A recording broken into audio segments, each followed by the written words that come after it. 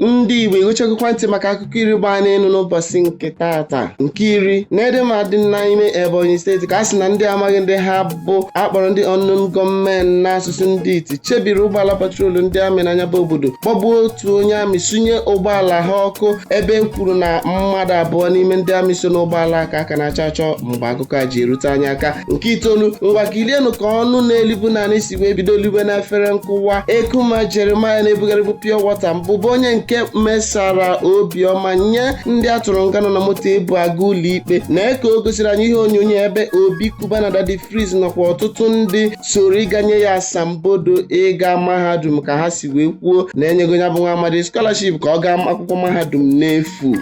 Nke asatọ Laila Cherani bụ nwunye na-eri nwoke onye nke si mba Morocco wee bịa nke ya na ya na-abụ gbasagoro agbasa siri kwuo sio na kama ya na di ebibiri alụmdi na nwunye ha ka o ji wee fụ ịfụnanya ya fụburu efu ọ gara n'ihu na ọha ntaakụkọ Instagram ya dekwuo sio na nke a wee bụrụ ihe gbasara akara aka o nwere na mọdelụ na igosipụta akwara akwa o gosigasịrị ihe onyonyo dị iche iche gaa n'ihu den ya kwuo si na alụmdi na nwunye bụ ihe na-egbochi akara aka ya na mọdelụ na ịpụta ife kamgbe. Nke asaa Aubameyang ekwugo na ihe bụ nsogbu ya na otu egwuregwu bọọlụ Arsenal nwere bụ Mikel Arteta. O kwuru na nwoke ekweghị ya aṅụ mmiri atọgbu iko oge ọ ka nọ n'otu bọọlụ Arsenal bụkwanụ nke kpatara o jiri wee gaba otu egwuregwu Barcelona gabinyere ha aka n'akwụkwọ n'ime afọ a. Nke isii okwu na-abụ ebidogo wụchaba Benjamin Mendy bụ onye na-asọrọ Manchester City Football Club egwuregwu n'ụlọ ikpe Chester Crown nke dị na mba England maka ebubo nke ahụ eboro ya maka ịgakwasị ụmụ nwaanyị 7 iko n'ike na mba England.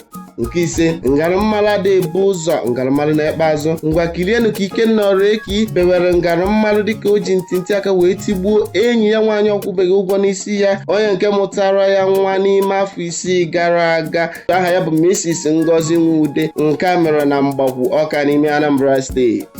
Nke anọ gọọmenti Imo steeti ekwugo ezigbo mwute ọ dị ha dịka ọtụtụ ụmụ akwụkwọ siri wee na-agbapụ n'ụlọ akwụkwọ nke gọọmenti wee na-agbakpu na nke ndị nkịtị nwe akpọrọ private school n'asụsụ ndị iti dịka ndị nta akụkọ anyị jụrụ otu nne na nna achọghị inye aha ya so n'otu PTA meeting akpọrọ Parents Teachers Association ọ gara n'ihu kwuo sio na ihe kpatara ha ji akpa ụdị agwa na gọọmenti Imo steeti ekweghị akwụ ndị nkụzi ụgwọ nke mere ha ji agba abụbụ ọrụ ụmụ akwụkwọ nọrọ n'ụlọ ụbụrụ ha na-akpọchi nkịtị ọ bụ nke kpatara onye ọbụla ji wee na-akpọ ụmụ ya na-etinye na skuulu ndị nkịtị nwe akpọrọ private school na anya bụ steeti nke Imo. Nke atọ Okechukwu John Nwimo bụ onye nwe ụlọ ebe mmadụ nwere ebe ọ na-ele ọgwụ bekee nke akpọrọ famasi ejirigo ụzọ awụọ chọọ ka ọ chụpụ nwaanyị a kwụrụ ya 6 million naira maka afọ abụọ kama dịka ọ kpachara nkata nwaanyị a bụ onye maka nne na aka ekpe ya kwechiri na ọ gaghị apụ asị na Okechukwu John Nwimo si azụ gaga mụnye ọdụ ahịa nwaanyị ọgụ ole pịapịa dịka ozi a si elute anyị aka ndị uwe ojii nọ na ogige Lekki Phase 2 kwuru sio afụrụ onye si jide ọbụla Okechukwu John Nwimo.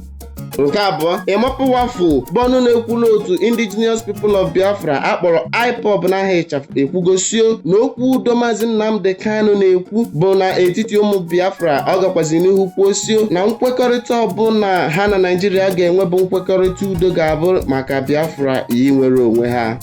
Nke mbụ na akụkọ iri gbaa n'ụbọchị nke tata onye ka onwenu bụ onye na-agụ egwu ma na-eme ejije amara ọfụma n'ime obodo anyị ekwugosio na ọ ka dị ndụ tata bụ na anya na di ya gbara anụkwaghị m na alụmdi na nwunye ha ọ gara n'ihu kwuo si na ihe kachasị ewute ya bụ na mgbe ya na nwoke a ka jikọrọ aka ọnụ na alụmdi na nwunye na ọ bụ naanị ya bụ ihe na-akwụ ụgwọ ụmụ akwụkwọ tu ma ego nri nakwa akwa ụmụaka ga-eyi n'ahụ na nwoke anaghị atụpụrụ ya ọnụ ka o si eme wee na-afụ maka ihe ndị a. Igbo ndị ọma na-ege anyị ntị n'onu ebe a ka anyị ga-adọbiri ya n'akụkọ iri gbaa n'ụbọchị nke tata ndị Igbo na-echetakwa na nwanne enwe wee dị maka ezuke ọnụ ka ereli udene atụtụ ngịga ndị mmụọ ọ ka bụlisi ichekunu na mgbasa ozi Mbido telivishọn ya gazie.